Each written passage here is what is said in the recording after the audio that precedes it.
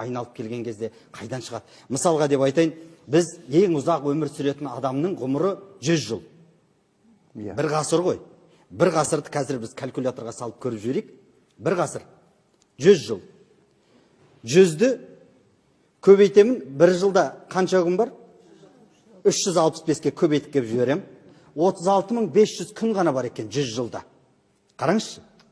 36.500.000 емес. 36.500 күн ғана бар екен 100 жылда. Егер біз 100 жыл өмір сүрген болсақ, әлбетте, 40-қа келеміз бе, 50-ге білеміз бе, оны Алла біледі. Бірақ сол 100 жылда 36.500 күн бар екен. Енді осы 36.500 күнді мен тағы да көбейтіп кеп жіберемін. Бір күнде қанша сағат бар? Бір сөткеде 24-ке көбейтіп кеп жіберем. 876.000 сағат қана бар екен. 100 жылда 876.000 сағат. Бізге қазір 876.000 теңге берсе не алуға болады? 96 жылғы бір Мазда келетін шығар. Айтыңызшы, басқа не алуға болады? Сонда бізге берілген уақытымыз 876.000 сағат қана 100. Одан қазіргі өмірімізді алып тастайық. Енді біз бұның түн ұйқысын ұйықтамай өтпейміз әлбетте. Тең жартысын. Осыны бөле салайын, 876.000-ді бөле салайын 2-ге. Түн ұйқысын ғана ала салайын жай ғана.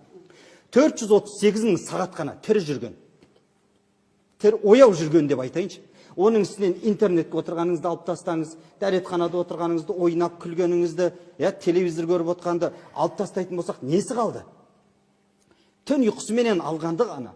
Мұқағали ағамыз айтады, түн маған ұйықтау үшін жаралмаған, ұйықтасын сапарларын тамамдаған. Алдымда сапар жол тарам-тарам, ұйықтасам барлығынан қараңғылам. Түн маған ұйықтау үшін берілмеген, ұйқы тең шала жансар өлім менен.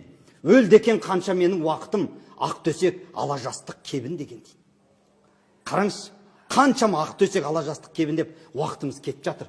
Бірақ осы уақыттың ішінде біз неге сол бір өмірді бағаламасқа?